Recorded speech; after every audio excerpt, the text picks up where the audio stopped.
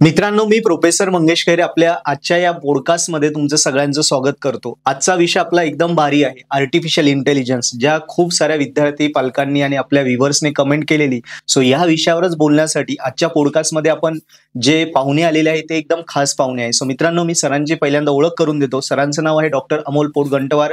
Sir हे SITRC हे जे इंजिनिअरिंग कॉलेज आहे नाशिकमधलं तिथले प्राचार्य आहेत. सरांविषयी अजून सांगायचं झालं सरांची PhD कॉम्प्युटर सायन्समध्ये झालेली आहे. 20 वर्षापासून सर एज्युकेशन सेक्टरमध्ये आहेत आणि 2 वर्षांचा सरांचा इंडस्ट्रीचा पण एक्सपिरियन्स आहे. सरांच्या अंडर 3 मुलांची म्हणजे 3 आपण म्हणू शकतो की लोकांची PhD झालेली आहे. 6 अजून जे आहेत ते PhD करताय आणि सगळ्यात महत्त्वाचं पुणे विद्यापीठाचे elected board of study member sir आहेत. तसंच member of faculty of science and technology department of Pune विद्यापीठ, त्याच्यानंतर अमरावती विद्यापीठ, त्याच्यानंतर भरपूर सारे ऑटोनॉमस कॉलेज जसं MEP, SNJB, अमृतवाहिनी यासारख्या वेगवेगळ्या कॉलेजेसचे sir board of study member सुद्धा आहेत. अजून पुढे जायचं झालं तर 100+ पेपर सरांचे पब्लिश आहे, 9 पेटंट सरांचे रजिस्टर आहेत आणि 4 ग्रँड पण झालेले आहेत. आणि स्टार्टअप जो सेल आहे सध्या प्रत्येक युनिव्हर्सिटीने स्टार्टअप सेल हा प्रत्येक कॉलेजला अलोकेट केलेला आहे. सो 13 स्टार्टअप हे सरांच्या कॉलेजमध्ये रजिस्टर झालेले आहेत. सो मित्रांनो, आणि माझ्याकडून सरांविषयी एक स्पेशल ओळख मला सांगायची झाली तर 2012 साली मला आठवतं आम्हाला आर्टिफिशियल इंटेलिजन्स सब्जेक्ट होता आणि त्यावेळी हा नवीनच आलेला 2012 आठवा, तेव्हा AI म्हणजे क्वचितच माहिती नसेल. आणि त्यावेळी मला आठवतं आम्ही इंजिनिअरिंगला असताना पहिलं AI वरचं जे बुक पब्लिश झालं होतं सो ते बुक सरांचंच होतं, टेकमॅक्स पब्लिकेशन मधलं पुणे विद्यापीठामधलं. म्हणजे सर तेव्हापासून ऑथर आहेत आणि 1 नाही 2 नाही तर 9 पुस्तकांचे सर ऑथर आहे. स्पेशल डोमेन सरांचं आर्टिफिशियल इंटेलिजन्स आहे. म्हणजे सर त्यावेळी AI म्हणत होते पण तेव्हा लोकांनी लक्ष नाही दिलं, आता तो AI एवढा मोठा झाला आहे. सो मित्रांनो, एक खास ओळख मी सरांची आज करून दिली. सो आज आपण पॉडकास्टला सुरुवात करूया. So sir welcome. Thank you. Sir माझा पहिला प्रश्न राहील की मला आठवतं ते बुक अजूनही आठवतं, तो खरंच 2012चे जर विद्यार्थी कोणी बघत असेल त्यांनाही ते आठवलं असेल. सो थँक्यू सर, त्यावेळी तुम्ही खूप मदत केली म्हणून तो अवघड विषय क्लिअर झाला असं म्हणता येईल. सर आर्टिफिशियल इंटेलिजन्स हे नेमकी काय आहे? सो पहिल्यांदा मला पर्पल हॅट मध्ये बोलवल्याबद्दल खूप खूप धन्यवाद मंगेश सरांचे. Yes sir. आणि त्यातल्या त्यात हा जो विषय त्यांनी निवडला आजचा आर्टिफिशियल इंटेलिजन्स, म्हणजे आजचं आणि उद्याचं भविष्य काय आहे. बरोबर. आणि भरपूर विद्यार्थ्यांच्या पालकांच्या मनामध्ये एक प्रकारची भीती असल्याचा एक संभ्रम जो झालेला आहे. त्या अनुषंगाने एक ऍज अ एज्युकेटर म्हणून किंवा एक एज्युकेशन मध्ये एवढ्या 20 वर्षापासून जे मी वावरत आहोत. बरोबर. आणि विद्यार्थ्यांचा जो एक कळीचा मुद्दा असतो त्यांच्या करिअरच्या दृष्टीने आणि त्यांना पुढे जाऊन त्यांना काय करायचं आहे त्या आणि पुढे जाताना त्यांना कुठले मार्गस्थ निवडणं गरजेचं आहे. बरोबर सर. आणि त्यामध्ये येणाऱ्या ज्या टेक्नॉलॉजिकल ऍडव्हान्समेंट किंवा डेव्हलपमेंट ज्या असतात त्याच्याकडे आपण कसं बघायला पाहिजे, ह्या सर्व दृष्टीने जो तुम्ही एक निवडलेला हा जो टॉपिक आहे हा खरंच कौतुकास्पद आहेत. आणि या सर्व विद्यार्थ्यांना, स्टुडंट कम्युनिटीला, बरोबर, त्यातल्या त्यात पॅरेंट्सला पण हा खूप महत्वाचा टॉपिक आहे. बरोबर. आपण हाच प्रयत्न करू का याच्यामध्ये आर्टिफिशियल इंटेलिजन्स भविष्य काय आहे, त्याची परिस्थिती काय आहे आणि त्याची सुरुवात कशी झालेली आहे. Correct sir. तर आर्टिफिशियल इंटेलिजन्सचा जर विचार करायचा झाला तर आपण त्याला मराठीमध्ये जर बोलायचं झालं तर ती कृत्रिम बुद्धिमत्ता असं आपण जनरली म्हणू शकतो त्याला. तर 50च्या दशकामध्ये ट्युरिंग टेस्ट हे सर्वांना माहित आहे. येस. जवळपास सर्व, आज तर आपण विचार केला तर ट्युरिंग टेस्ट जर विचारला तर इंजिनिअरिंग झालेल्या विद्यार्थ्यालाच माहित राहायची गरज नाही, तर सर्वांना माहित आहे. ट्युरिंग टेस्टचा अर्थ असा होतो का ह्युमन बिंग सारखं किंवा मानवांसारखं एखादी सिस्टीम अशी डेव्हलप करायची आणि ती माणसासारखी बिहेव करायला पाहिजे, त्या पद्धतीने वागायला पाहिजे, वेगवेगळ्या ऍक्टिव्हिटी त्यांनी परफॉर्म करायला पाहिजे. तर अशी एखादी सिस्टीम डेव्हलप करणं डेव्हलप व्हायला पाहिजे का जी माणसासारखी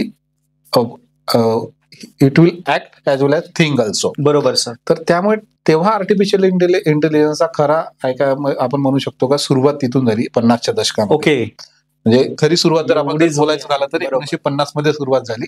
आणि त्याचा खरा जो एक मुद्दा होता तो ट्युरिंग मशीन किंवा ट्युरिंग टेस्ट म्हटली जायची त्याला. म्हणजे एका रूम मध्ये जर दुसऱ्या आपण इथे बसलेला तर दुसऱ्या रूम मधल्याला कळतात का तिथे मशीन आहेत का माणूस आहे हे कळणार नाही. बरोबर. तर त्याला आपण ट्युरिंग टेस्ट जनरली म्हणतो. करेक्ट.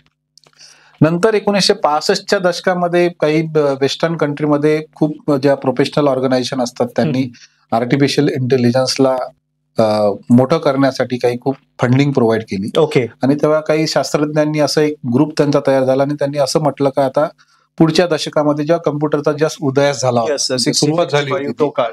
तो जो 60-65चा जो काळ होता, त्यावेळेला असं त्यांनी भाकीत केलं होतं का आता पुढचा जो काळ आहे तो हा मानवाला पूर्ण बाजूला करेल आणि रिप्लेसमेंट म्हणून एक कधी अशी सिस्टीम येईल का जी पूर्णच्या पूर्ण काम जे आपण आज करतो ते सर्व एक मानव बुद्धिमत्ता जी करते ती सर्व काम ते आर्टिफिशियल इंटेलिजन्स सिस्टीम म्हणून काम करेल.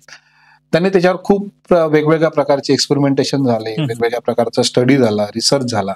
परंतु मग 90च्या दशकामध्ये जेव्हा त्यांना कळलं का आता याच्या पुढे आपण मानवी बुद्धिमत्ताला आपण आर्टिफिशियल इंटेलिजन्स किंवा कुठल्याही सिस्टीमने आपण रिप्लेस करू शकत नाही. ओके तर तेव्हा मग 90च्या दशकामध्ये मग त्यांनी हा विचार केला शास्त्रज्ञांनी की आतापर्यंत आपण जे काही याच्यावर फंड दिलेला आहे, त्याच्यावर मेहनत केलेली आहे, एवढे शास्त्रज्ञ याच्यावर काम करत होते आणि आज आपल्या असं लक्षात आलेलं आहे का आता याच्यावर आपण काम करून काही फायदा नाही आहे, कारण मानवी बुद्धिमत्ताला आपण कुठल्याही सिस्टीम रिप्लेस करू शकत नाही. कारण त्याची मानवी बुद्धीची उत्क्रांती ही जवळपास खूप लाख साला अगोदर खूप लाख वर्षांपासून झालेली आहे. यस. तर त्याच्यामध्ये जे काही डेव्हलपमेंट झाली ते एखादी चिप किंवा एखादी सिस्टीम त्याला रिप्लेस करू शकत नाही. तर त्यामुळे मग आर्टिफिशियल इंटेलिजन्स हे 90च्या दशकामध्ये 2000च्या दशकामध्ये ऑब्जेक्टिव्ह हा ठेवला का जे मानवी बुद्धिमत्तेला करायला कठीण जात आहे, ओके, त्यांना करायला थोडंसं सोपं, त्यांच्यापेक्षा त्यांना जे करता येत नाही तशा काहीतरी गोष्टी करणं गरजेचं आहे. त्यामुळे 90च्या दशकामध्ये त्याच्यावर रिसर्च करायला सुरुवात. ओके. आणि नंतर मग 2000च्या दशकामध्ये आर्टिफिशियल इंटेलिजन्सचा एक बाहू तयार झाला. तर सुरुवातीला जर म्हटलं तर जनरली आर्टिफिशियल इंटेलिजन्स हा 3 कॅटेगरीमध्ये जनरली डिवाइड होतो आजच्या डेटला जर आपण विचार केला तर. क्युरेटिव्ह, जनरेटिव्ह आणि प्रेडिक्टिव्ह. जनरेटिव्ह आणि प्रेडिक्टिव्ह. आता क्युरेटिव्हचा अर्थ असा होतो का जर आपण आज फेसबुकवर किंवा युट्यूबवर जर आज पॉडकास्ट जर एखादा बघत असेल, आज जर एखाद्याने जर पॉडकास्ट बघितलं का आर्टिफिशियल इंटेलिजन्स म्हणजे काय, बरोबर, तर उद्याला जेव्हा तो युट्यूब ओपन करतो तर त्याला आर्टिफिशियल इंटेलिजन्सच्या रिलेटेडचे नंबर ऑफ व्हिडिओ दिसतात. किंवा मग आपण फेसबुकवर जर एखाद्या सोशल मीडियावर जर आपण एखादा काही आज जर आप सर्च केलेलं असेल तर उद्याला त्या अनुषंगाने त्या पद्धतीचे आपल्याला व्हिडिओ आपल्याला दिसतात. तर म्हणजे आपल्या पर्सनलाइज वेनी जेव्हा एखादी मीडिया किंवा सिस्टम जेव्हा तुम्हाला वर्क करते तर तेव्हा आपण त्याला क्युरेटिव्ह म्हणतो. ओके. तर तो ऑलरेडी 2000च्या दशकामध्ये आपण म्हणू शकतो 21व्या शतकामध्ये त्याचा उदयास आला. बरोबर. नंतर मग जो नोव्हेंबर 2022 हे जे वर्ष होतं रिसेंट, त्यावेळेला एका आर्टिफिशियल इंटेलिजन्सनी एक अशी पायरी गाठली का तिथे आपल्याला आता विचार करायला भाग पाडलं, ते म्हणजे जनरेटिव्ह एआय. सेकंड स्टेज जी आली ती, त्याच्यावर आपण ChatGPT नावाचा एक मोठा एक काय म्हणतो त्याला टूल डेव्हलप झालं का ते आता आपल्याला खूप सोयीस्कर पद्धतीने वेगवेगळ्या गोष्टी करायला भाग पाडतात. आता त्याच्यानंतर नोव्हेंबर 2022ला जेव्हा ChatGPT किंवा आपण ओपन एआय म्हणतो त्याला, किंवा जी म्हणजे जनरेटिव्ह एआय असं म्हणतो का, जेव्हा आपल्याला एखाद्याला जर कविता लिहायची असेल तर आपण जर त्याला प्रॉम्प्ट केलं की मला कविता लिहायची आहे, बरोबर, तर मग कविता लिहिताना आपण त्याला जर सांगितलं तर तो आपल्याला 17-18 कविता 1-2 मिनिटांमध्ये आपल्याला देतो. जसं आपण शाळेमध्ये असताना आपल्याला म्हणाल का उद्योगामध्ये क्रांती होणार का नाही, अशा प्रकारचे आपल्याला निबंधाचे विषय असायचे. मग आपण त्याच्यावर खूप विचार करून ते आपण निबंध लिहायचो. बरोबर. आज आपण ChatGPTला जर सांगितलं का मला याच्यावर तुम्ही लेख लिहून द्या, 2 मिनिटांमध्ये. आज जर मला पॉडकास्ट लिहायचं आणि तुम्ही जर मला क्वेश्चनरीज दिली, क्वेश्चनरी टाकला तर मला ChatGPT मध्ये तुरंत मला काय बोलायचं आहे ते उत्तर येतात. तर हा जो खरी डेव्हलपमेंट जे आर्टिफिशियल इंटेलिजन्स झाली ती नोव्हेंबर 2022ला झाली. त्याच्यानंतर जवळपास वेगवेगळ्या प्रकारचे अप्लिकेशन्स आले. बरोबर सर. म्हणजे जवळपास 90 लाख अप्लिकेशन आज आपण बघू अप्लिकेशन ओव्हरऑल. त्यापैकी 10 लाख अप्लिकेशन्स हे आर्टिफिशियल इंटेलिजन्स एनेबल आहे. अच्छा. टोटल जर आपण बघितलं तर आता तर ते जास्त वाढलेले पण असेल जवळपास सर्व. तर याचा अर्थ असा नाही का बाबा ChatGPT हे आल्यामुळेच ते ओपन एआय आल्यामुळे वेगवेगळे अप्लिकेशन हे एआय बेस झालेले. तर त्याच्यावर ऑलरेडी काम झालं होतं, परंतु ते थोडे जे झाले ते आपले नोव्हेंबर 2022 नंतर. त्याच्यानंतर आता जी येणारी जी तिसरी फेज जी आहे ती predictive. Yes. Predictive analysis. Predictive म्हणजे काय का, आज जर आपण विचार केला का आज जर मला असं वाटलं का अशा प्रकारचे आता काही वेगवेगळे डिव्हायसेस पण आलेले आहेत का, आज माझा म्हणजे फॉर एक्झाम्पल जर आपण बोलायचं जर झालं तर आपण असं म्हणू शकतो का आता एक रिस्ट बँड किंवा ट्रायपॉड नावाचे काही डिव्हायसेस आले ज्याच्यावर वेगवेगळे आपण आपलं बीपी शुगर वगैरे मेजर केला जातात. आता आपण वॉक करतो तर किती वॉक केला, बरोबर 5000 स्टेप झाल्या का 10,000 स्टेप झाल्या. हो. तर मग आपलं जर एखाद्या वेळेला जर आपण जर असं विचार केला का मला बीपी झालेला आहे आणि मला आज केक खायची जर इच्छा होत असेल, बरोबर सर. आणि मी जर ते डिव्हाइस घालून असेल आणि मी केक खायला जर गेलं, तर ते डॉक्टर जे आपले असतात त्यांना इमिजिएटली मेसेज येईल का आता आहे जो तुमचा पेशंट हा केक खायला गेलेला आहे, तुरंत आपल्याला डॉक्टर कॉल करेल का तुमचा बीपी शूट होऊ शकतो, तुम्ही केक खाऊ नका. बरोबर. तर that is what call it as a predictive. अच्छा. म्हणजे आता जर आपण जर विचार केला तर आर्टिफिशियल इंटेलिजन्स हे 2 स्टेज ऑलरेडी त्यांनी ओव्हरकम केले. करेक्ट. आता प्रेडिक्टिव्ह स्टेज मध्ये जाण्याच्या मार्गस्थ आहे. येस. तर आर्टिफिशियल इंटेलिजन्सचा जर आपण जर विचार केला तर आज आपण त्याच्याकडे कसं बघायचं, की आपल्याला त्याला घाबरणं गरजेचं आहे का आपण त्याच्यावर काहीतरी एक अनालिसिस करणं. कारण सर आता मला ठीक आहे ह्या त्या गोष्टी कळाल्या, पण मला एक क्युरियोसिटी राहिली आहे सर, की म्हणजे मी थोडं मागे जाऊन तुम्हाला विचारतो, जो जनरेटिव्ह एआय वर तुम्ही बोलत होते, सो तो कशा प्रकारे त्याच्यात असं काय डिफाईन केलेलं आहे की तो जे आपल्याला पाहिजे मिनिटात आपल्याला लगेच प्रेडिक्ट करतो. तर आता त्याच्यावर जर तुम्हाला जर सांगायचं झालं तर जनरेटिव्ह एआय म्हणजे काय, एक डेटाबेस जो म्हणजे कलेक्शन ऑफ नॉलेज आपण घेतो. तसं आपण जर विचार केला, एक लहान बाळ जेव्हा जन्माला येतं, बरोबर 4, 5, 6 महिन्याचा असल्यानंतर जर आपण जर त्याला म्हणजे तो ऐकत असतो पहिले 6 महिने 1 वर्षापर्यंत, मग त्याला काही दिवसानंतर तो 1-2 शब्द तो नॉलेज गेन करतो, अक्वायर करतो, स्टोअर करतो त्याच्या ह्याच्यामध्ये. करेक्ट. स्टोअर केल्यानंतर अक्वायर केल्यानंतर मग त्याच्यावर तो जेव्हा त्याला कळायला लागतात की हे वर्ड आहे, मग तो काही दिवसानंतर आई बोलायला लागतो, बरोबर, बाबा बोलायला लागतो. येस. नंतर काही दिवसानंतर तो अडखळत बोलायला लागतो. नंतर मग काही दिवसानंतर तो जेव्हा मॅच्युअर स्टेजला जातो तेव्हा तो मग स्पष्ट बोलायला लागतो. बरोबर बरोबर बरोबर आहे. तर म्हणजे हे काय एक आपण एक फेजेस असतात वेगळे. येस. तर एन्व्हायरमेंट वरून तो शिकतो. त्याला काय आपण कुठलं ग्रामर शिकवलं जात नाही, किंवा त्याला आपण कुठलं काही नॉलेज दिलं जात नाही, किंवा त्याला काही ट्युशन दिलं जात. बरोबर. तर तो नॉलेज गेन करून त्याच्यावर तो वेगवेगळ्या पद्धतीने वर्क करतो. नंतर त्याची जेव्हा व्होकॅब्युलरी वाढते तेव्हा तो स्पष्ट सेंटेन्स वाईज बोलायला लागतो. बरोबर बरोबर आहे. तर तशाच प्रकारचे जनरेटिव्ह एआय.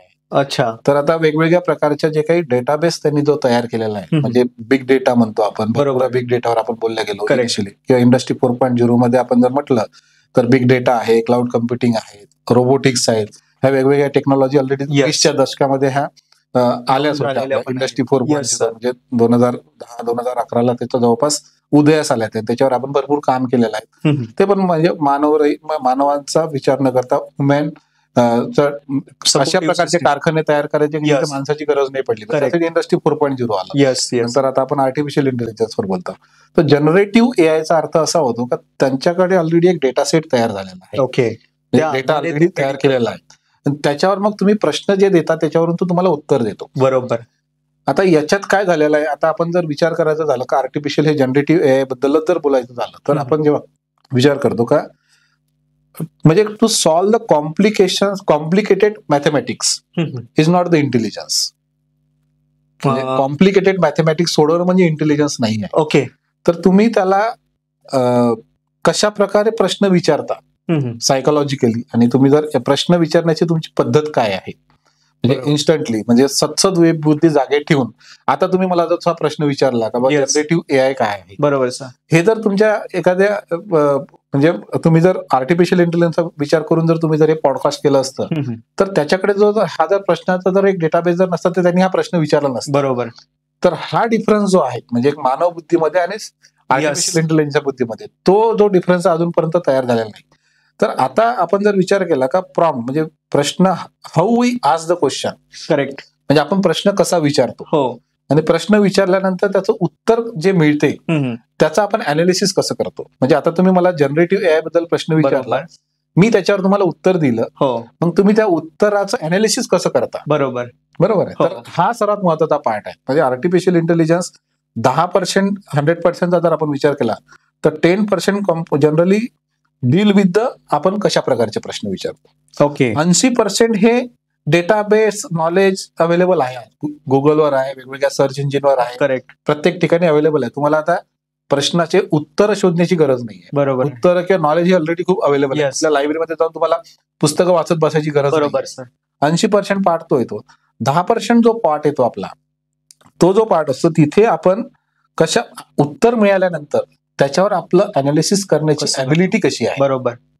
म्हणजे आपली सत्सद बुद्धी जागे ठेवून आपण क्रिटिकल थिंकिंग जे म्हणतो आपण, क्रिटिकल थिंकिंग जे डेव्हलप व्हायला पाहिजे आपल्या ओव्हरऑल ह्युमन बिंग मध्ये, तर तो पार्ट जर आपण जर एक त्याच्यावर जर काम केलं तर मग आर्टिफिशियल इंटेलिजन्सला त्या सायकोलॉजिकल बिहेवियरवर, सतत बुद्धी जागे ठेवून किंवा प्रेझेन्स ऑफ माइंड बद्दल आपण जनरली भरपूर वेळा बोलतो, बरोबर. आपण प्रश्न कसे विचारतो, त्या गोष्टीवर जर आपण जर काम केलं तर डेफिनेटली जनरेटिव्ह एआय किंवा मग प्रेडिक्टिव्ह एआय जरी आलं तर अशा प्रकारचे प्रश्न विचारू शकत नाहीत. येस. आज आता आपण जर विचार केला का आपलं एक इनफॉर्मल जेव्हा डिस्कशन चालत होतं आपलं, तर तेव्हा तुम्ही मला वेगवेगळ्या प्रकारचे आपलं डिस्कशन झालं, वेगवेगळ्या प्रश्नावर डिस्कशन झालं, तर ते डिस्कशन आपण इन्फॉर्मल होतं, असं रॅन्डमली विचारले गेलेले प्रश्न होते. बरोबर सर. आणि तुम्ही तर हा पार्ट जर तुम्ही आर्टिफिशियल इंटेलिजन्स मध्ये जर घेतला तर तो तशी उत्तर नाही, रॅन्डमली नाही करू शकत. ओके. म्हणजे माझ्या जागी जर एखादी तुम्ही आर्टिफिशियल इंटेलिजन्सची सिस्टीम जर आणली असती, बरोबर, तर जे आपलं 15 मिनिट अगोदर डिस्कशन झालं नसतं, तुम्ही इथे खुर्चीवर बसला असता, तुम्ही विचारलेल्या प्रश्नाचे उत्तर दिलं असतं. तर हा जो डिफरन्स आहे, हा डिफरन्स बुद्धिमत्तेत त्याच्यातला ऍक्च्युअली बुद्धिमत्तेमधला हा सर्वात महत्वाचा डिफरन्स आहे. तर हे जेव्हा 90च्या दशकात लक्षात आलं का हा डिफरन्स आपण क्लिअर करू शकत नाही, बरोबर, मग काय करायचं, तर आर्टिफिशियल इंटेलिजन्स अशी सिस्टीम डेव्हलप करायची जे आपल्याला, म्हणजे आता जर सपोर्टिव्ह असेल, वर्किंग असेल, फास्ट वर्किंग असेल, सपोर्टिव्ह असेल, फास्ट वर्किंग असेल, आपल्याला कन्व्हिनियन्स राहील. बरोबर. म्हणजे एखादं काम करतात, जसं आपल्याला आता एखादं निबंध, एखादं जर आपल्याला जर स्क्रिप्ट लिहायची असेल, आपल्याला 2 तास लागतात, आपल्याला जे 2 तास लागतात ते आपल्याला 2 मिनिटात भेटून जाते. बरोबर सर. मग त्याच्यावर आपली थॉट देऊ शकतो का आपण मिळालेल्या स्क्रिप्टवर, बरोबर, हे आपलं काम. आणि त्याला जनरली प्रॉम्प्ट इंजिनिअरिंग म्हणतात. बरोबर सर. Yes sir. आता याच्यातला एक प्रश्न तर माझा क्लिअर झाला, पण अजून भरपूर लोकांच्या किंवा किंबहुना माझ्यासारख्या तरुणांच्या मनात तो प्रश्न असतो की एआय जर एवढं स्ट्रॉंग होतंय आणि त्याच्यावर एवढं वर्कआउट चालू आहे, तर उद्या तो बुद्धिमत्तेलाही रिप्लेस करेल का, मानवी बुद्धिमत्तेला, किंवा त्यालाही ओव्हरकम करून त्याच्याशी स्पर्धा व्हायला लागली तर? आता प्रश्न कसा आहे का आपल्या बुद्धिमत्तेला ओव्हरकम करेल का, या प्रश्नाचं उत्तर ऑलरेडी आपल्या सायंटिस्टने ऑलरेडी दिलेलं आहे. ते ओव्हरकम करणं शक्य नाहीये. बरोबर. परंतु आपण जर हतबल होऊन नाही कुठल्या टेक्नॉलॉजी येतात, जसं आपण विचार केला का जेव्हा कोर बँकिंग जेव्हा झालं होतं आपल्या बँकिंगचं, तेव्हा भरपूर लोक रस्त्यावर आले. 2000च्या आय थिंक दशकातली गोष्ट आहे. कोर बँकिंग हा कन्सेप्ट जेव्हा आला होता, करेक्ट, तेव्हा भरपूर लोक रस्त्यावर आले होते का आता ही टेक्नॉलॉजी आली तर आमचे जॉब जाईल, आमच्या नोकऱ्या जाईल. सेम भीती आता आहेत लोकांना. तर सेम भीती, पण नंतर आपण जर विचार केला का वेगवेगळ्या ज्या काही टेक्नॉलॉजी, कॅल्क्युलेटर आला होता, तेव्हा तर मोठा कॅल्क्युलेटर आला, सर्वांना असं वाटत होतं, परंतु ती एक आपल्यासाठी मिळालेली फ्लेक्झिबिलिटी होती. बरोबर. मला कॅल्क्युलेटर वापरण्यासाठी पण अर्थमॅटिकचे ऑपरेशन माहित पाहिजे. यस. बरोबर. बेसिक नॉलेज पाहिजे तुम्हाला, तरच तुम्ही कॅल्क्युलेटर वापरू शकता. बरोबर. कम्प्युटर आल्यानंतर तसंच झालं. आपल्याला सुरुवातीला खूप त्याची भीती वाटायची का कम्प्युटर वापरता येईल का नाही, माणसं रिप्लेस होतील का, परंतु ते पण हळूहळू आपण त्याला अडॉप्ट करत आत्मसात करत गेलो. बँकिंग सेक्टरमध्ये तसंच झालं. बरोबर. नवीन टेक्नॉलॉजी आल्यानंतर एक रेजिस्टन्स राहणं हे एक स्वाभाविक मानवी स्वभाव आहे. बरोबर. परंतु हळूहळू आपण त्याला वापरत जातो. परंतु आपण जर विचार केला का सिस्टीमला की एखाद्या आपण जर सिस्टीम जर अशी तयार, टेक्नॉलॉजिकल ऍडव्हान्समेंट जर आपण ऍक्सेप्ट केला, तर ते ऍक्सेप्ट करताना आपण जर त्याला पॉझिटिव्हली जर ऍक्सेप्ट करण्याचा प्रयत्न केला, आर्टिफिशियल इंटेलिजन्सला एक भीती न बाळगता ते आपल्याला मिळालेली एक कन्व्हिनियंट प्लॅटफॉर्म आहेत आपल्यासाठी, का त्याच्याने आपण आपले कामं सोयीस्कर, सोपे आणि ऍक्युरेट आणि कमी वेळेमध्ये जर करू शकत असेल. उदाहरणार्थ केसमध्ये घेतलं समजा ऍज अ प्रोफेसर, सो एका प्रोफेसरने समजा कशा प्रकारे त्याच्याकडे त्याचा वापर करा. आता जर आपण जर विचार केला तर आता एक कुठल्याही प्रोफेसरला जवळपास एका दिवसामध्ये 4 ते 5 लेक्चर असतात, क्लास असतात. मला जर 4 तास जर क्लास घ्यायचे असेल तर जनरली आपण वेगवेगळ्या प्रकारचे प्रेझेंटेशन तयार करतो, काही व्हिडिओज आपण अॅनिमेशन दाखवतो, बरोबर, किंवा अजून काही वेगवेगळ्या प्रकारचे मॉडेल्स दाखवतात, केस स्टडीज दाखवतात. तर मला जर एक प्रेझेंटेशन जर एका तासाचं जर तयार करायचं असेल प्रॉपरली, बरोबर, तर मला ऍटलीस्ट 2 तास तरी मला माझ्या कम्प्युटरवर वेळ घालवणं गरजेचं आहे. Yes sir. एका तासासाठी. मला 5 तासाचं करायचं झालं तर मला 10 तास घालावं लागणार. येस. आज जे आर्टिफिशियल इंटेलिजन्सचे वेगवेगळे टूल्स आलेले आहेत प्रेझेंटेशन तयार करण्यासाठी, असले बीटा टूल आहेत, वेगवेगळे टूल्स आहेत. म्हणजे तुम्हाला अॅनिमेशन तयार करायचं असेल तरी टूल्स आहेत. बरोबर. भरपूर आता मुलं रील्स तयार करतात, त्याच्यासाठी पण टूल्स अवेलेबल आहेत. तर आता ते जवळपास 100+ टूल्स अवेलेबल आहेत आज. एक्सेल जर आपल्याला वापरायचं असेल तर त्याच्यासाठी टूल्स आलेले आहेत, म्हणजे आपल्याला जास्त काही करायची गरज. बरोबर. तर मला जर ऍज अ प्रोफेसर म्हणून जर मला जर एखादे प्रेझेंटेशन तयार करायला जर 2 तास लागत असेल, मी ते टूल वापरून जर मी जर 15 मिनिटात जर तयार करत असेल तर तो माझ्यासाठी कन्व्हिनियंट पार्ट झाला. बरोबर. कमी वेळेमध्ये मग मी त्याला दुसरा जो माझा स्पेअर टाइम आहे तो मी अजून चांगल्या काहीतरी गोष्टी करण्यासाठी देऊ शकतो. तर जे वेगवेगळे आर्टिफिशियल इंटेलिजन्सचे जे टूल्स आलेले आहेत, तर प्रत्येक प्रोफेशन मध्ये तुम्ही फोटोग्राफीचा जर विचार केला, आता आपण आज शूटिंग करत आहोत, ठीक आहे, तर शूटिंग करत असताना इथे जर तुम्ही एडिटिंगसाठी जर एआय टूल जर वापरले, बरोबर, तर त्या एआय टूलनी तुम्हाला ज्या पद्धतीने पाहिजे त्या पद्धतीने तुम्ही शूट करू शकता. बरोबर सर. त्या पद्धतीने तुम्ही रेकॉर्डेड व्हिडिओला व्यवस्थित पद्धतीने कस्टमाइज करू शकता, करेक्ट सर. आउटपुट देऊ शकता. तर आपल्याला जर त्याचा जर वापर जर समजून घ्यायचं असेल तर जे काही वेगवेगळे आर्टिफिशियल इंटेलिजन्सचे टूल्स आहेत ते पहिले समजून घेणं गरजेचं आहे. तर त्याच्यासाठी काय आपल्याला कम्प्युटर इंजिनियर किंवा इन्फॉर्मेशन टेक्नॉलॉजीचं इंजिनियरच राहणं गरजेचं नाही. आता जरी तशी आज आपण जर विचार केला, बरोबर, व्हॉट्सअप काही आपल्याला कोणी शिकवलं नाही, आत्मसात केलं आपण ते. आपल्याला काही फेसबुक कधी कोणी काही शिकवलं नाही Yes. कसं वापरायचं, काय करायचं. तर की आपण आज गुगल पे ऍप सर्रास वापरतो. आज Yes. आपण जर भाजीपाला जरी घ्यायला गेलो तरी एखाद्या झोपडपट्टीमध्ये आपण म्हणजे अशा एरियामध्ये गेलो की जिथं आपण असं म्हणू शकतो की खूप कमी एज्युकेटेड लोक आहेत किंवा भाजीपाल्यावाल्याकडे बरोबर तर सर. तो पण आपल्याकडे QR कोड वापरतो. यस. तर सांगायचा उद्देश काय का जेव्हा टेक्नॉलॉजी जेव्हा येतात तर त्या जेव्हा एवढे युजर फ्रेंडली आहेत आज, फक्त आपल्याला आपली गरज आहे ती. येस. जसं व्हॉट्सअप ही आपली गरज आहे, हो. गुगल पे ही आपली जशी गरज आहे, जशी गरज असल्यामुळे आपण त्याचं तहान लागल्यानंतर आपण विहिरीपर्यंत पोहोचतो बरोबर. किंवा पाणी पिण्यासाठी आपण जातो. तसं आर्टिफिशियल इंटेलिजन्स ही आपली आज गरज आहे. करेक्ट. आपल्याला त्याच्यापर्यंत जावं लागणार आहे. आपण जर त्याच्यापर्यंत जर पोहोचलो नाही आपण तर तो आपल्या खूप पुढे निघून जाईल आणि आपण खूप मागे राहू. बरोबर. त्याच्यामुळे आपण ज्या प्रोफेशन मध्ये आज काम करत आहोत त्या प्रोफेशन मधले जे काही टूल्स अवेलेबल आहेत तर त्या टूल्सवर जर आपण जर काम केलं, ते जर आपण समजून घेण्याचा प्रयत्न केला येस सर. आणि माझ्या सिस्टीम मध्ये त्याला मी कसा वापर करू शकतो जेणेकरून माझ्या ऑर्गनायझेशनची इफिशियन्सी, अॅक्युरसी आणि प्रोडक्टिव्हिटी वाढेल, येस, ह्या डायरेक्शनने जर आपण त्याचा जर वापर केला तर डेफिनेटली आर्टिफिशियल इंटेलिजन्स आपल्यासाठी एक वरदान ठरेल. बरोबर आहे सर. म्हणजे तुमचा म्हणण्याचा गोष्ट अर्थ तोच आहे की त्याला न घाबरता त्याला आपल्या गोष्टीत कळत आत्मसात करून आपण आपलं काम बेस्ट करून आपल्याला स्वतःला कसं अपग्रेड करू शकतो ते महत्वाचं आहे आपल्यासाठी. Yes sir. मी त्या प्रश्नाकडे पण अजून येणार आहे की समजा आता अपग्रेडेशनच्या बाबतीत तर तुम्ही बोलत आहात, पण मग भरपूर सारे आता एवढं आपली लोकसंख्या आहे, सो अनस्किलनेस आपल्या देशात खूप आहे.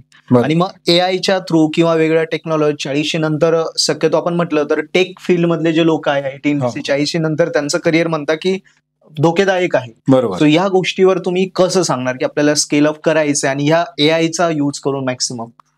आता आजचा जर आपण विचार केला तर आज जे टेक्नॉलॉजिकल ऍडव्हान्समेंट किंवा डेव्हलपमेंट जे होत आहे, जर एक रफली जर बघितलं तर येस सर, आपण आर्टिफिशियल इंटेलिजन्सचा जर विचार केला तर भरपूर वेळा असा विचार केला जातो का इंडिया किंवा भारत हा आपण आर्टिफिशियल इंटेलिजन्स असून आपल्याला काही गरज नाहीये. येस. जे वेस्टर्न साइड वाल्यांनी डेव्हलप केलेलं, सॅन फ्रान्सिस्को मध्ये आर्टिफिशियल इंटेलिजन्सचे टूल डेव्हलप झालेले आहे. त्यांनी त्यांच्या ट्रेनिंग सेटनुसार त्यांचे टूल डेव्हलप केलेले, त्यांना गरज आहे, आपल्याला काही गरज नाहीये. बरोबर. अशा टेक्नॉलॉजी येतात आणि जातात. असं जेव्हा आपण विचार करू तेव्हा मग आपण मागे राहू.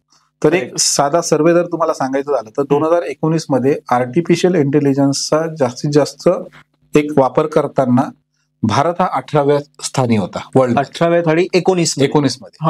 आणि आज आपण 2024च्या याच्यात जर बघितलं तर आपण जवळपास 14व्या स्थानी पोहोचलो. अरे बापरे, एवढा अपग्रेड झाला. म्हणजे एवढा आपण त्याचा आर्टिफिशियल इंटेलिजन्सचा वापर करणारी एक कंट्री झाली. बरोबर. त्यातल्या त्या सर्वात जास्त जे आर्टिफिशियल इंटेलिजन्सच्या डेव्हलपमेंट होतात त्या सॅन फ्रान्सिस्को ही म्हणजे आपल्या वेस्टर्न कंट्री मधली ही पहिली सिटी आहे. ओके. म्हणजे फर्स्ट नंबरची सिटी आहे की जिथे सर्वात जास्त आर्टिफिशियल इंटेलिजन्सवर डेव्हलपमेंट होतात. आणि दुसरी बेंगलोर ही सिटी आहे. अरे बापरे. सेकंड भारत म्हणजे सेकंड नंबरला बेंगलोरमध्ये सर्वात जास्त डेव्हलपमेंट आर्टिफिशियल इंटेलिजन्सवर होतात. म्हणजे आपण असं म्हणून नाही चालणार का आपला टेक्नॉलॉजिकल ऍडव्हान्समेंट किंवा आपण खूप मागे आहोत. बरोबर सर. हे म्हणणं सर्वात चुकीचं आहे. आणि तसंही बघितलं तरी हा थंब रूल आहेत. मॅथमॅटिकल फाउंडेशन्स आणि अनालिटिकल ॲबिलिटी हे इंडियन जेन्स मध्ये जेवढी आहेत तेवढी कुठेच नाही. सॉफ्टवेअर इंडस्ट्रीमध्ये राज करणारे सर्व आपले भारतीयच आहे. बरोबर. आणि आज आपण जर विचार केला तर भारतामध्ये जवळपास ऑलमोस्ट सर्वच्या सर्व लोक आज इंटरनेटचा वापर करतात. म्हणजे साधं एक्झाम्पल जर घ्यायचं झालं तर टूथब्रश जे वापरतो त्याच्यापेक्षा जास्त लोकांकडे आज इंटरनेट एनेबल मोबाईल. तर म्हणजे आज प्रत्येक इंटरनेट वापरणाऱ्या व्यक्तीकडे आज एआय एनेबल अप्लिकेशन्स अवेलेबल आहे. म्हणजे इंटरनेटवाला मोबाईल फोन आहेत म्हणजे त्यांच्याकडे एआय एनेबल फोन डिव्हायसेस आलेले आहेत. बरोबर. आणि आपण आज जर विचार केला तर ओव्हरऑल एक डिलॉइटनी सर्वे केलेला आहे, त्यामध्ये जवळपास 7 hours and 42 minutes per day भारतातला प्रत्येक माणूस मोबाईलचा वापर करतो. म्हणजे जर आपल्यासोबत जर आर्टिफिशियल इंटेलिजन्स जर रोज 8 तास जर सोबत राहत असेल बरोबर, तर मग विचार करा का ते आपल्या प्रत्येक नसनस आपल्याला त्यांना माहित झाली असेल. खरी गोष्ट. त्यामुळे ते आपल्या सोबतची एक मैत्री आहे, आपल्याला ते समजून द्यावं लागणार आहे. Yes sir. आता राहिला प्रश्न, जसं तुम्ही म्हटलं का अपस्किल आणि रिस्किलिंगचा जो Yes. प्रश्न आहे, तर त्याच्यावर जर आपल्याला जर पॉईंट द्यायचं झालं तर जसं आपण सांगितलं का टेक्नॉलॉजिकल डेव्हलपमेंट एवढ्या फास्ट होत आहेत आणि दर 2 महिन्यानंतर 3 महिन्यानंतर जर टेक्नॉलॉजिकल लाईफ सायकल टेक्नॉलॉजी कमी होऊन जाते, खूप कमी होत जाते, Yes. कमी होत चाललेली आहे. म्हणजे आज आपण जर विचार केला तर आजच्या डेटला आपण 2010च्या दशकामध्ये जर विचार केला तर आज मी जे शिकलेलो होतो ते मला 10 वर्ष चालायचं. यस. आजची परिस्थिती अशी आहे, 2024च्या दशकातले जर आपण विचार केला तर याच्यामध्ये जवळपास असा विचार करू शकतो आपण का जर जास्तीत जास्त 5 वर्ष चालेल मॅक्झिमम. Yes sir. एज्युकेशन म्हणजे आपल्याला ॲडॉक बेसवर त्याला चालवणं गरजेचं आहे. हो. तर रिस्किलिंग अपस्किलिंग हा सध्याचा कळीचा मुद्दा बनला. तर त्याच्या मागचं कारण असं आहे का जेव्हा एका आपण इंडस्ट्रीमध्ये जे एका मॅच्युअर स्टेजला लोक गेलेले आहेत तर 2 times पंच अँड 1 time लंच ह्या कॅटेगरीमध्ये जे लोक आहेत, बरोबर, म्हणजे 2 वेळा पंच करायचं आणि एकदा लंच करून मग घरी यायचं, 9:30ला जायचं आणि 6:30ला घरी यायचं, and then that's all. Yes sir. तर कसं आहे, शेवटी प्रोडक्टिव्हिटी आणि एखाद्या कंपनीची जी नीड असते ती जर आपण जर नीड जर पूर्ण करायला जर सक्षम नसेल, आणि आज मी जर पायथॉन मध्ये जर एकदम एक्सपर्ट आहे परंतु आज पायथॉनची त्या कंपनीला जर गरज नसेल आणि त्याला जेएसची जर गरज असेल, बरोबर आहे, माझ्याकडे जर ते जर नॉलेज नसेल तर ती कंपनी तुम्हाला का बरं ठेवेल. Correct sir. तर त्यामुळे रिस्किलिंग आणि अपस्किलिंग करण्यासाठी गव्हर्नमेंट ऑफ इंडियाने पण खूप वेगवेगळ्या इनिशिएटिव्ह लॉन्च केलेले आहेत. जसं आता कोर्सवेरा आहे, इंडेक्स आहे, एनपीटीएल आहेत, किंवा आता AICTE पण एक इनिशिएटिव्ह घेतलेला आहे का जे प्रोफेशनल जे इंडस्ट्रीमधले जे लोक आहेत त्यांना जर त्यांचं करिअर पुढे न्यायचं असेल, त्यांच्या स्किलमध्ये जर अपग्रेडेशन करायचं असेल, तर ते इंजिनिअरिंगला ॲफिलिएटेड कॉलेजला ऍडमिशन घेऊ शकतात. त्यांचं अकॅडमिक सॅटर्डे संडेला होईल आणि त्यांना अपग्रेडेशन करण्यासाठी स्वतःचं नॉलेज अपग्रेड करणे, स्वतःमध्ये स्किल अपग्रेड करणे, बरोबर, आणि येणाऱ्या पुढच्या काळामध्ये ज्या काही डेव्हलपमेंट होतात त्या डेव्हलपमेंटला कोप अप करणे. Correct sir. हे जर केलं तर कुठल्याही कंपनीला किंवा कुठल्याही ऑर्गनायझेशनला अशा लोकांची गरज राहणार आहे. त्यामुळे रिस्किलिंग आणि अपस्किलिंग करणे, आणि दॅट टू आज एक विद्यार्थी आहेत, बरोबर, इंजिनिअरिंगला ग्रॅज्युएशनला आहे, एक आहेत का आपण कॅटेगरी पकडू 30च्या काळातला आहे, बरोबर, एक 40च्या काळातला आहे. प्रत्येकाचे चॅलेंजेस वेगवेगळे जरी असले तरीही प्रत्येकाला आज 2 गोष्टींवर तरी 2 फील्डवर तरी त्यांचं एक्सपर्टाईज राहणं मॅन्डेटरी आहे. बरोबर सर. आज एका याच्यावर जर तो काम करत असेल तर पॅरलली त्यांनी स्वतःला दुसऱ्या अपग्रेड करणं गरजेचं आहे, तो त्यामध्ये एक्सपर्ट राहणं गरजेचं आहे. 100%. त्यामुळे रिस्किलिंग आणि अपस्किलिंग करणे हा कळीचा मुद्दा आहे.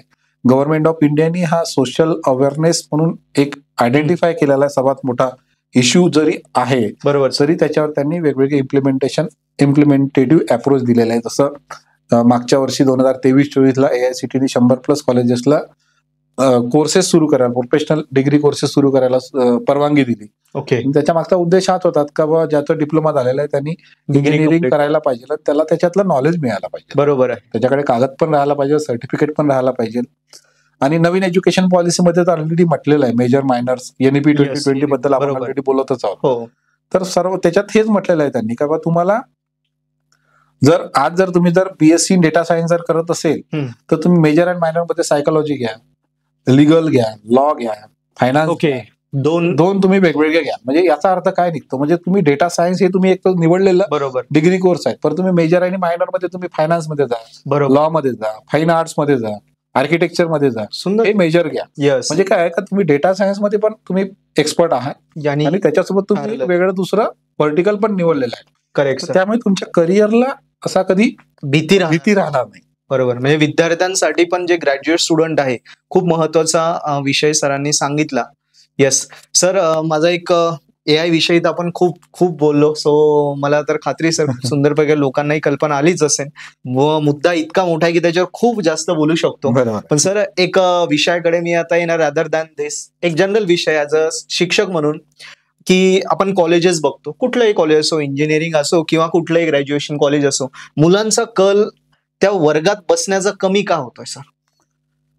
एक प्रोफेसर म्हणून 20 वर्ष तुम्ही शिक्षक आहात, एक अदर विषयाकडे मला यायचं आहे. तर हा विषय थोडासा टिकलियस जरी असला तरी जोपर्यंत आपण त्या रूट कॉज पर्यंत जाणार नाही तोपर्यंत आपण त्याचं उत्तर शोधू शकणार. येस. म्हणजे कुठल्याही प्रश्नाच्या आपल्याला रूट कॉज पर्यंत जाणं हा सर्वात कळीचा मुद्दा असतो, असं मला तरी वाटतं वैयक्तिक. बरोबर सर. तर त्याचा खरा प्रॉब्लेम काय, तर भरपूर वेळेला आपण असं म्हणतो का बाबा कोविड नंतर मुलांची बसण्याची जी एक इच्छाशक्ती होती किंवा त्यांची जी कॅपॅसिटी होती ती कमी झाली. आता जवळपास कोविड होऊन आपण 4 वर्ष जवळपास कम्प्लीट करत राहिलो. त्यामुळे त्याच कन्व्हिनियंट प्रॉब्लेमला आपण ऍड्रेस करत चाललेलो. बरोबर. मला त्याच्यावर वेगळ्या पद्धतीने जर मांडायचं जर झालं तर जेव्हा विद्यार्थ्याला, आजचे विद्यार्थी हे खूप जागृत विद्यार्थी आहेत. बरोबर सर.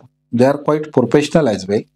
अँड आजच्या इंटरनेटच्या युगामध्ये त्यांना प्रत्येक गोष्टीचं प्रॉपर एक अभ्यास आणि नॉलेज आलेलं आहे. Yes sir. त्यांना ज्या पद्धतीचे इन्व्हायरमेंट मिळतात, आज ज्या पद्धतीचे रिसोर्सेस अवेलेबल आहेत, इंटरनेटमध्ये वेगवेगळे रिसोर्सेस अवेलेबल आहेत. ऍज अ टीचर म्हणून जे अवेलेबल नाही आहे ते मी जर माझ्या क्लासमध्ये दिलं तर मग विद्यार्थी 100% तुमच्या क्लासला येणारच. बरोबर. तुम्ही जर जे ऑलरेडी अवेलेबल आहेत सर्व गोष्टी तुमच्या याच्यामध्ये, तर मुलांना टेक्नॉलॉजिकली टेक्निकल नॉलेज म्हणजे जर तुम्ही जर म्हटलं का आर्टिफिशियल इंटेलिजन्स मधला मी A* अल्गोरिदम तुम्हाला समजून सांगणार आहोत. बरोबर आहे. ते जर तुमच्या पुस्तकामध्ये अल्गोरिदम पण दिलेला आहे, त्याचे टाइम कॉम्प्लेक्सिटी पण सांगितलेली आहे, स्पेस कॉम्प्लेक्सिटी पण सांगितलेली आहे, सर्व काही सांगितलेलं आहे. मग ह्या गोष्टी ऑलरेडी अवेलेबल आहे, पुस्तकामध्ये अवेलेबल आहे, युट्यूबच्या वेगवेगळ्या प्लॅटफॉर्मवर अवेलेबल आहे. बरोबर सर. सर्व NPTELच्या कोर्सेसवर अवेलेबल आहे. तुम्ही काय सांगणार त्यांना? बरोबर. तर तुम्ही जोपर्यंत आउट ऑफ द बॉक्स जाऊन त्यांना शिकवण्याचा प्रयत्न नाही करणार का, A* अल्गोरिदम जर मला शिकवायचा असेल ती मी असं कुठलं एखादं एक्झाम्पल घेऊन का बरं नाही डेमॉन्स्ट्रेट करत मुलांना? बरोबर. एक्सपिरियन्शियल लर्निंग आणि पार्टिसिपेटिव्ह लर्निंग हे जोपर्यंत आपण मुळापासून वापरण्याचा प्रयत्न करत नाही, येस सर, तोपर्यंत मुलांचा क्लासमध्ये येण्याचा किंवा लेक्चर अटेंड करण्याचा किंवा एखादा प्रॅक्टिकल अटेंड करण्याचा कल वाढणार नाही.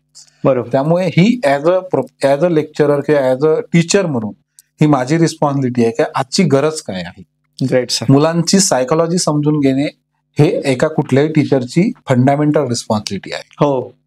तर आपण जर मुलांच्या अपेक्षा काय आहे, मुलांना काय देणं गरजेचं आहे, त्यांचं स्टेटस ऑफ माइंड काय आहे आजचं, हे जर आपण समजून घेत नसेल आणि आपण जर म्हणत असेल का मुलं आज कोविडच्या याच्यानंतर मुलांची बसण्याची कॅपॅसिटीच नाहीये, मुलांना शिकायचंच नाहीये, बरोबर, तर हा मला असं वाटतं की पूर्ण मिथ आहे एक प्रकारचं. तर त्यामुळे आपल्याला मुलांच्या सायकोलॉजीनुसार, मुलांच्या एक्सपेक्टेशननुसार आणि आजच्या गरजेनुसार जर आपण जर स्वतःमध्ये जर चेंजेस करण्याचा जर प्रयत्न केला, yes sir, experimental learning, participative learning आणि न्यू पेडागॉगीचा जर आपण जर चांगल्या पद्धतीने जर वापर केला, येस, जेणेकरून मुलांना एक इंटरॅक्टिव्ह अप्रोच आणि इंटरॅक्टिव्ह इन्व्हायरमेंट जर दिलं तर मुलांची क्लासमध्ये बसण्याची 100% क्षमता वाढेल, त्यांना बसायला आवडेल आणि डेफिनेटली जर क्लासमध्ये जर मुलं जर बसले तर आपण मुलांना जे द्यायला पाहिजे, एक मुलगा घडवण्यासाठी जे आपण शिक्षण देणं गरजेचं आहे ते आपण देऊ शकू असं मला वाटतं. Sir, thank you once again sir. कारण आर्टिफिशियल इंटेलिजन्सवर खूप सुंदर प्रकारे मी फार त्याच्या 1950 पासून लोकांना माहितही नसेल, प्रत्येकाला एव्हा मलाही वाटायचं की आत्ताची कन्सेप्ट आहे, पण ऍक्च्युली बघितलं तर तेव्हापासून सुरू झालेला ह्या पूर्ण डिटेलवर आपण खूप जास्तीत जास्त गोष्टी आपण जाणून घेण्याचा प्रयत्न केला सर. आणि शेवट ऍज अ शिक्षक जो तुमचा डोमेन आहे, शेवटी त्याच्यावर पण मला विचारणं गरजेचंच होतं सर. सो लास्ट क्वेश्चन राहील सर आपल्या पॉडकास्टचा, जो मला विचारायचा की AI आपल्याला तर आता जसं तुम्ही म्हटलं की कॅल्सियाला तो आत्मसात करावाच लागला, कॉम्प्युटरला आत्मसात करावाच लागला, सो AI पण आत्मसात करायचंय, पण मग त्याच्यावर मात पण करायची, ह्या दोन्ही गोष्टी कशा साध्य करायच्या आपण? आता जसं आपण म्हणू शकतो का आपल्या घरामध्ये येताना आपण कोणी घरात येताना आपली परवानगी घेऊन येतो, बरोबर. आर्टिफिशियल इंटेलिजन्स हा आपला आता किचन पर्यंत पोहोचतो, बरोबर. त्यामुळे आता तो आपल्याला काही परवानगी घेण्याचा काही प्रश्नच नाही. यस. त्यामुळे त्याच्यासोबत आपल्याला जाणं हे अपरिहार्य आहे. करेक्ट. जायचंच आहे आपल्याला.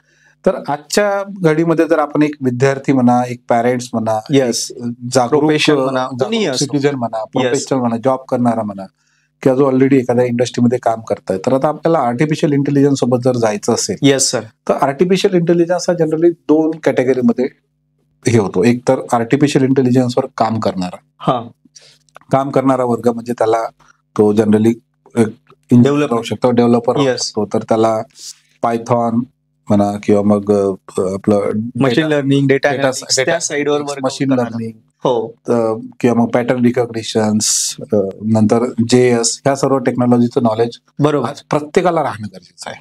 करेक्ट. म्हणजे आज जर आपण जर विचार केला तर सीबीएसईच्या 6व्या वर्गामध्ये आज पायथॉनचं ट्रेनिंग दिलं जात आहे. बरोबर आहे. Yes sir. तर म्हणजे हे खेळोपाडी चाललेलं आहे. मग तिथे जर त्यांनी जर विचार केलेला आहे, ते जर ऑलरेडी सुरू झालेलं आहे, पायथॉनवर ट्रेनिंग द्यायचं जर सुरुवात झालेली, बरोबर, तर पायथॉनवर ट्रेनिंग द्यायचं सुरुवात झालेली आहे म्हणजे त्या बाल्यावस्थेत या नवीन एज्युकेशन पॉलिसीमध्ये पण पायथॉन वर ह्या सर्व गोष्टींवर आज भर दिला गेलेला आहे.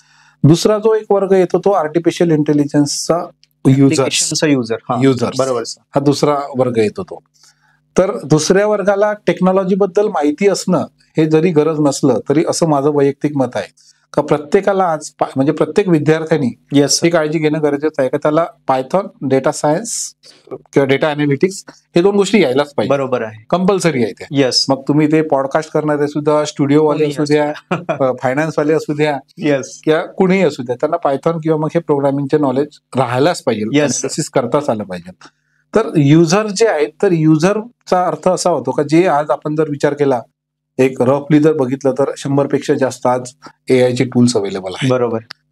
तर आज असं कुठलंच फील्ड नाही आहे का ज्या फील्डमध्ये AI चे टूल्स, ज्या फील्डसाठी AI चे टूल्स अवेलेबल नाही आहेत. Correct sir. प्रत्येक फील्डसाठी आहेत. म्हणजे अॅनिमेशन तयार करणे असू द्या, BFX असू द्या, नंतर तुम्ही पेंटिंग असू द्या, फाईन आर्ट्स घ्या, फायनान्शियल सर्व्हिसेस घ्या, चार्टर्ड अकाउंटंट घ्या, एज्युकेशन सिस्टीम घ्या, सॉफ्टवेअर डेव्हलपमेंट घ्या, गव्हर्नमेंट ऑर्गनायझेशन, आपण कोवॅक्सिन हे जे कोविडच्या वेळेला जे तयार केलं होतं, आपण Bharat India was the first country का त्यांनी अशा एवढं चांग ऍप्लिकेशन डेव्हलप केलं. नंतर आपण UPI डेव्हलप केलं. आज जवळपास 20 ते 25 कंट्रीमध्ये आपलं ते UPIचं मॉडेल आज युज केलं जातं. तर सांगायचा उद्देश काय का आपली कंट्री पण एक अशा डायरेक्शनेच विचार करताय आज का टेक्नॉलॉजिकल डेव्हलपमेंटचा कशा पद्धतीने वापर करते. जे काही टूल्स अवेलेबल आहेत तर प्रत्येक प्रोफेशनलनी जे काही त्याच्यासाठी रिलेटेड असणारे टूल्स अवगत करून घेणे महत्वाचे. बरोबर. प्रत्येकाने म्हणजे ते टूल्स वापरायचे कसे आणि ते वापरताना माझ्या कामाच्या रिलेटेड त्याचा वापर कसा चांगला करू शकतो मी, कसं आपलं काम, हे जर प्रत्येकाने जर प्रयत्न केला तर मला असं वाटतं का आपण AIचा वापर चांगल्या पद्धतीने करतो आणि त्याच्यात घाबरण्यासारखी काही गरज नाही. येस. तर त्यामुळे आर्टिफिशियल इंटेलिजन्सच्या 2 प्रत्येकाला आज प्रत्येक सिटीजनला, जसं व्हॉट्सअप हा प्रत्येक घराघरात पोहोचलेला आहे, तसं आर्टिफिशियल इंटेलिजन्सचा प्रत्येकाने जर त्याच्याकडे जर बघण्याचा दृष्टिकोन जर चांगला ठेवला आणि एक विद्यार्थी म्हणून जर बघायचं झालं तर एक विद्यार्थी म्हणा किंवा ग्रॅज्युएट मध्ये असलेला विद्यार्थी त्यांनी ही काळजी घेणं गरजेचं आहे का त्याला 2 टेक्नॉलॉजीवर तो एक्सपर्ट राहिलाच पाहिजे. बरोबर सर. सर्वात महत्वाचं त्याची क्रिटिकल थिंकिंग ही डेव्हलप झालीच पाहिजे. येस. क्रिटिकल थिंकिंगवर आपल्याला त्याला काम करायचंच आहे त्याला. बरोबर. कारण क्रिटिकल थिंकिंग किंवा इमोशनल क्वेश्चन जो म्हणतो आपण, EQ जो म्हणतो आपण, करेक्ट. तो हा EQ हा जो पार्ट आहे हा अनटच राहणार आहे आर्टिफिशियल इंटेलिजन्सला. बरोबर. दुसरा पार्ट तर त्याने ऑलरेडी कव्हर केलेला आहे. मगाशी पण आपण बोललो. इमोशनल क्वेश्चन्स हा जो पार्ट आहे तो एक असा पार्ट आहे का जो फक्त माणसाकडेच आहे. बरोबर सर. तो कोणीच त्याला ओव्हरकम करू शकत नाही. आणि unfortunate part of the story अशी आहे आज का आपण एवढं टेक्नॉलॉजीला हावी झालेला आज प्रत्येक आपण विचार करणंच बंद केलेला आहे.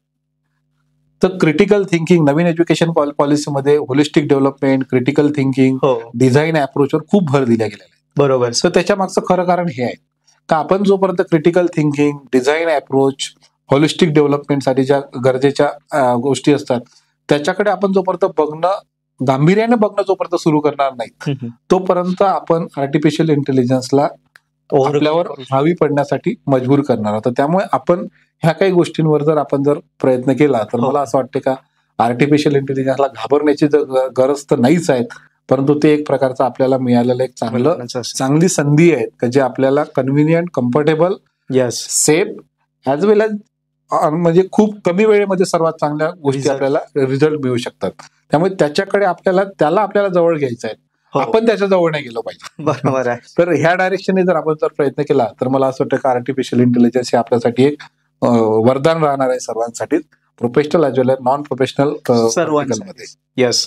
सो धन्यवाद सर, तुम्ही स्टुडिओमध्ये आला आणि एवढं डीप लेवलला एकदम सोप्या भाषेत तुम्ही आर्टिफिशियल इंटेलिजन्स वरती लोकांना, सर्व दर्शकांना सांगितलं. सो पुन्हा एकदा मनापासून धन्यवाद सर. आणि तुम्हाला ही व्हिडिओ आवडला असेल, काही डाऊट्स असतील कमेंट बॉक्समध्ये नक्की लिहा. आपला चॅनल सबस्क्राईब करा आणि व्हिडिओ जास्तीत जास्त मुलांपर्यंत पालकांपर्यंत, आपल्या सभोवतालच्या लोकांपर्यंत शेअर करा. कारण सरांनी सांगितलं की AI तुम्हाला 2 प्रकारे लोकांना वापरायचं, एक त्याच्यात वर्कआउट करणारा आणि एक युजर.